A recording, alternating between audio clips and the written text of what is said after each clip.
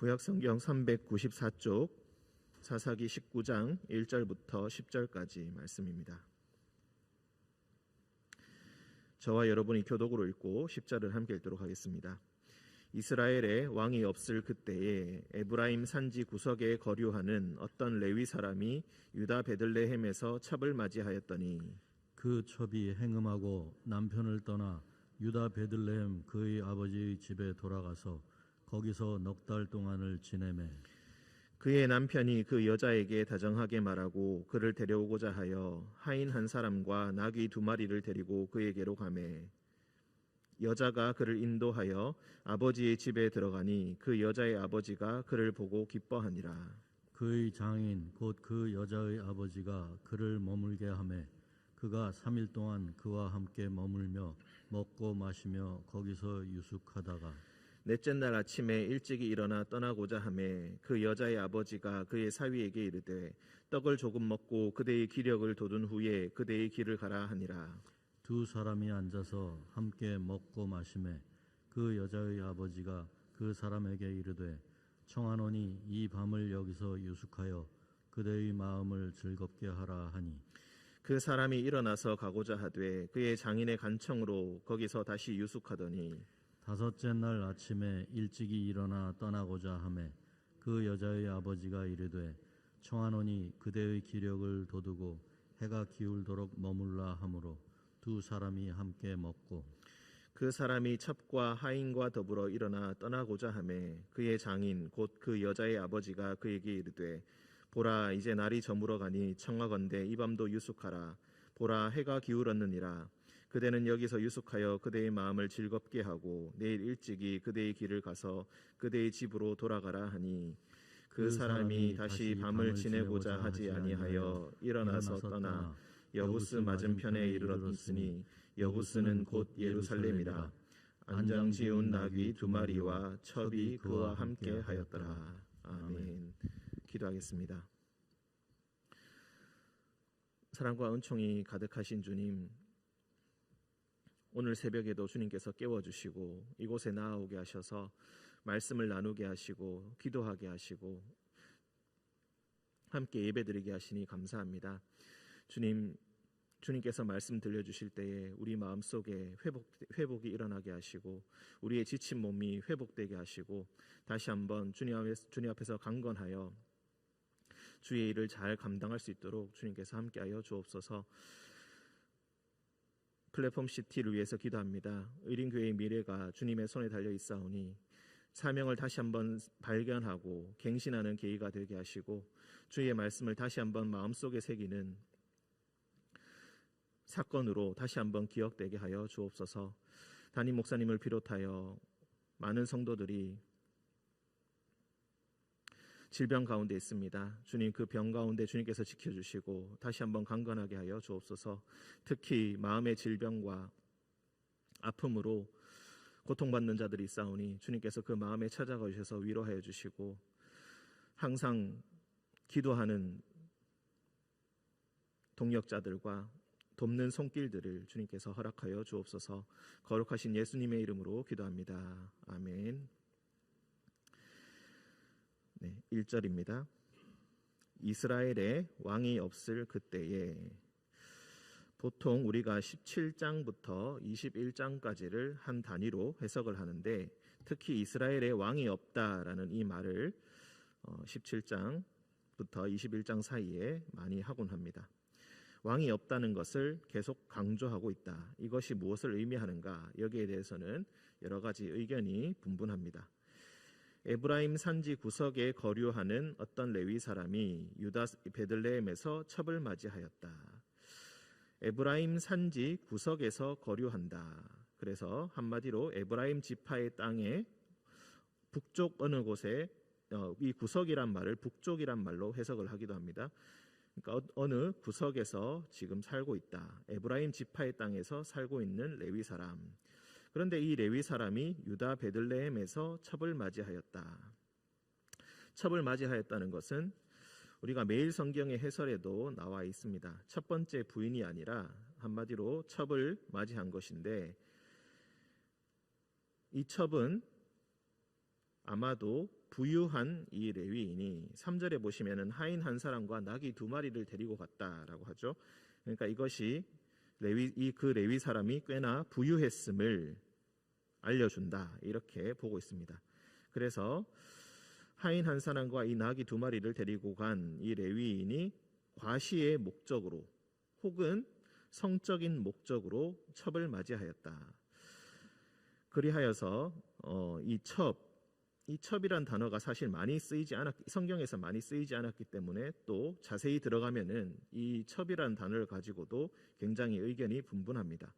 그 중에 하나가 이 첩이라는 단어가 굉장히 어린 여자를 의미한다 이렇게도 봅니다. 그래서 그 첩이 2절에 보시면 그 첩이 행음하고 남편을 떠났다라고 하는데 이 행음하다라는 말을 제일 처음 이 히브리 성서를 번역한 70인역, 헬라어로 번역한 70인역이라는 곳에서는 이 행음하다라는 말을 끝에 한 글자만 다르게 해석하여서 화를 냈다, 분노했다라는 뜻으로 해석하기도 합니다. 그러니까 전체적인 맥락을 다시 살펴보자면은 첩이 남편에게 화가 나서 남편을 떠났다. 왜 화가 났을까? 첫 번째 부인이 아니라서 화가 났을까? 그런 뜻으로 우리가 해석을 하기도 하고 또 어떤 주석에서는 이것을 어린 여자였기 때문에 우리가 요셉과 마리아를 다시 한번 생각해 보시면 될 것 같습니다. 마리아가 예수님을 임신했을 때 나이가 12세, 13세 정도에 불과했다. 보통 그렇게 많이 보고 있는데 그 정도로 어린 이 여자아이가 나이가 좀 있는 레위 사람의 첩으로 들어갔다가 그것을 감당하지 못하여서 도망쳤다. 이런 뜻으로 해석을 하기도 합니다. 화가 났다 혹은 행음했다. 그러니까 이 첩이 만약에 어린 여인이라고 해석을 우리가 한다면은 스스로 능동적으로 남자를 찾아서 행음했다라고 보기는 굉장히 힘들기 때문에 이 단어 역시도 굉장히 논란이 있습니다. 어찌되었던 간에 중요한 것은 그 첩이 남편을 떠났다라는 것입니다. 남편을 스스로 버리고 떠나게 되었다. 이 모든 것이 사실은 눈에 보기 좋은 대로 자신이 판단한 대로 행했다는 것을 행하는 세태를 반영하고 있는 것입니다. 레위인이 부끄러움을 느끼지 못하고 첩을 맞이한 것, 그리고 그 첩이 또 자신의 눈에 보기 좋은 대로 남편을 떠나서 떠나버린 것, 그것을 자신의 눈에 보기 좋은 대로 행하는 그 세태, 언약과 약속을 지키지 않는 그 세태를 반영하고 있다. 유다 베들레헴 그의 아버지의 집에 돌아가서 거기서 넉 달 동안을 지내게 되었다. 4달 동안은 이 여인을 찾지 않다가 넉 달이 지나서 남편이 여자에게 찾아옵니다. 그의 남편이 그 여자에게 다정하게 말하고 그를 데려오고자 하였다. 무슨 목적이었을까? 왜 여인에게 다정하게 달래고 데려오고자 하였을까? 만약에 우리가 2절의 표현대로 행음했다라는 뜻으로 표현한다면은 사실 용서하기가 어려운 죄를 저지른 것인데 문자 그대로 해석을 하자면 어떻게 남편은 이 여인을 다정하게 말하면서 그를 용서하고자 하였을까? 이 목적 자체를 좋게 보지 않고 무엇인가 다른 목적이 있음을 우리가 알 수가 있겠습니다. 보통은 우리가 이 본문을 해석을 할 때 1절부터 9절까지를 이야기하는데 여기서는 오늘 말씀에서는 10절까지 우리가 함께 읽었습니다. 이 10절을 넣은 이유가 무엇인가 우리가 보았을 때 10절 제일 마지막 절에 보시면은 안장 지운 나귀 2마리와 첩이 그와 함께 하였다. 이런 것까지 자세하게 보느냐라고 보실 수가 있겠지만 목록을 나열할 때 원래는 가장 중요한 것을 먼저 이야기하고 중요하지 않은 것, 그러니까 계급이 낮은 것을 설명을 하는데 여기서는 안장 지운 나귀 2마리 다음에 첩을 이야기합니다. 그러니까 이 여인은 이 레위인에게 재산, 나귀와 같은 재산 그 이상 그 이하도 아니었다. 그런 세태를 반영한다. 남편의 진정한 마음이 무엇인가? 다정하게 말하여서 데리고 돌아오는 이유가 무엇인가? 그를 재산으로 여겼기 때문에 그런 것이 아닌가? 이렇게 보통 해석을 하기도 합니다. 즉 사람을 제대로 존중하지 아니하고 마치 재산의 물건의 하나인 것처럼 그렇게 다루는 이 첩이 구체적으로 능동적으로 행했던 것은 남편을 떠났던 것, 그리고 그 남편을 3절 하반절에 여자가 그를 인도하여 아버지의 집에 들어갔다. 즉 자신의 아버지에게로 인도하여 들어간 것, 이 외에는 이 여인이 스스로 행동한 것이 하나도 없습니다. 성경을 읽어보셔서 잘 아시겠지만 이 여인은 나중에 아주 험한 일을 당하게 되는데, 이 여인은 그야말로 없는 존재인 것처럼, 마치 물건이 된 것처럼 그렇게 다뤄지게 됩니다.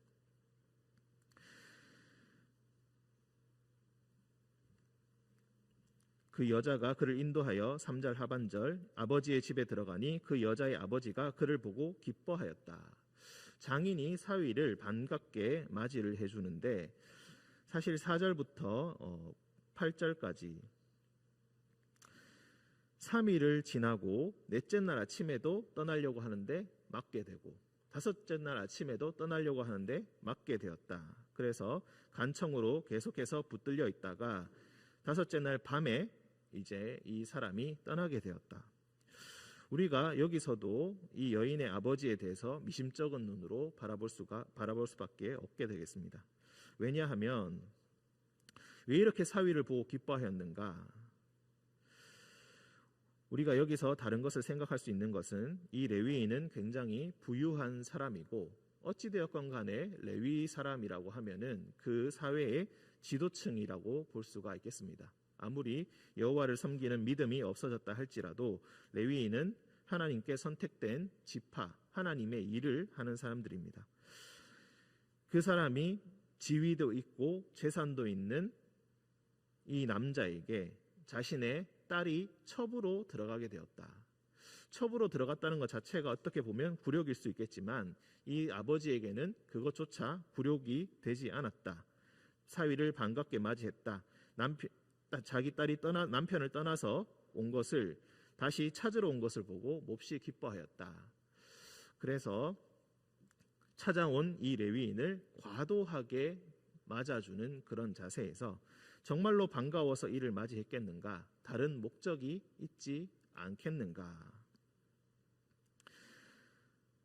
재산적으로 도움을 주고 자신의 위치에 도움을 주는 이 레위인, 어찌되었건 간에 사돈 관계를 맺고 자신의 인맥으로 쓰려는 그런 목적이 있지 않았겠는가?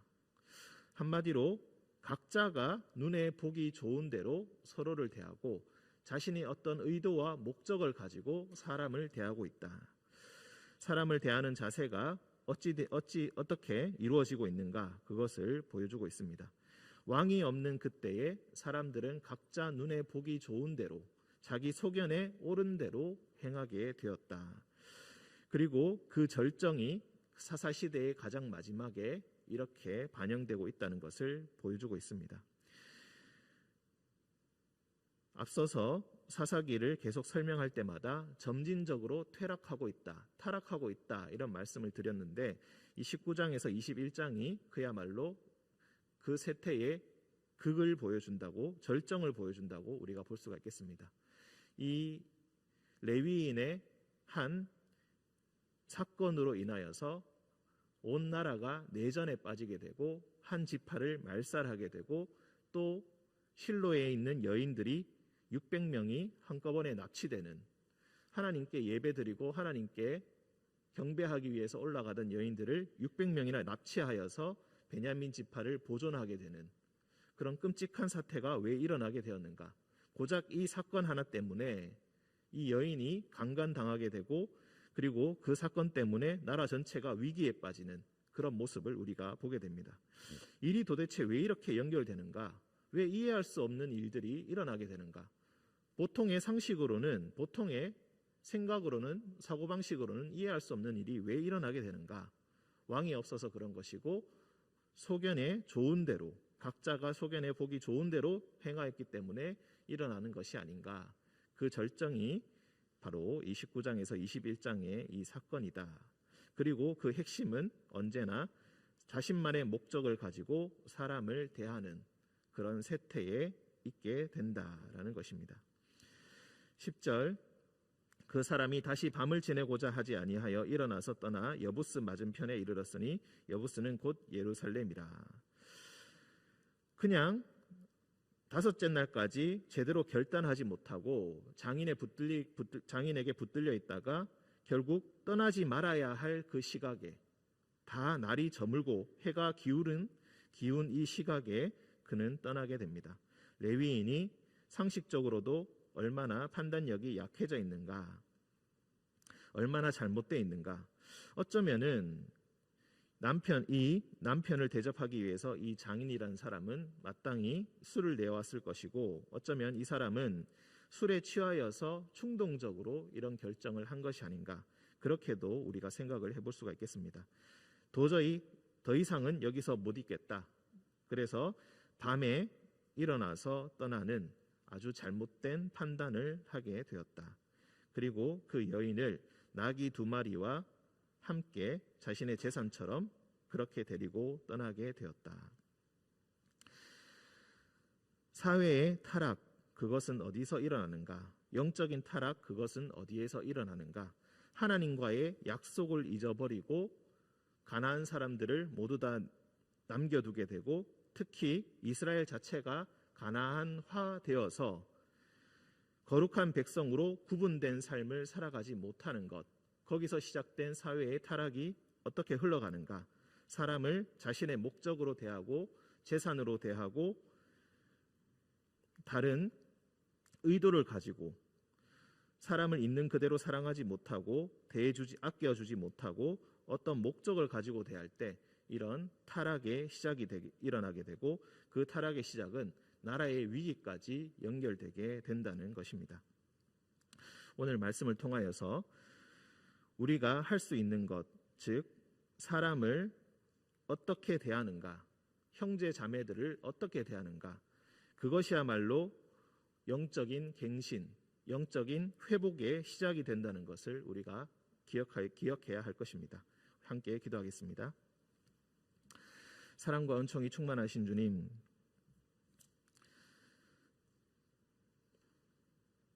이해할 수 없는 의도와 목적을 가지고 상식에 벗어난 행동들을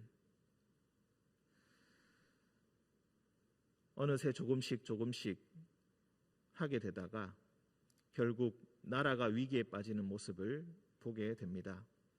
형제에 대한 믿음과 신뢰가 없이 하나님을 함께 섬긴다는 공동체라는 인식이 없이 각자의 이익과 목적대로 서로를 대하고, 그리고 서로를 수단으로 대하는 이 사태에서부터 나라가 위기에 빠지게 되는 것을 보게 됩니다. 형제를 내 몸과 같이 사랑하라라고 말씀하셨던 예수님의 말씀을 다시 한번 기억합니다. 상황이 어려워지면서 우리 역시도 마음이 강팍해지고 서로의 얼굴을 보지 못하게 되면서 서로 간의 연결고리가 끊어진 듯한 그런 느낌으로 살아가는 이 시대에 주님께서 다시 한번 회복이 일어나게 하시고, 서로가 서로를 아끼며 진정 서로를 위해서 기도하며 관계가 모두 잘 회복되게 하셔서 다시 한번 이곳에 모여서 주님을 예배하며 공동체가 회복되는 그런 시간을 다시 한번 우리에게 허락하여 주옵소서. 그리고 그 역할을 감당하는데 앞장서는 의림교회가 되게 하사 나라를 위해서 기도하며 나라를 구하는 그런 기도가 있는 성전이 되게 하여 주옵소서. 거룩하신 예수님의 이름으로 기도합니다. 아멘.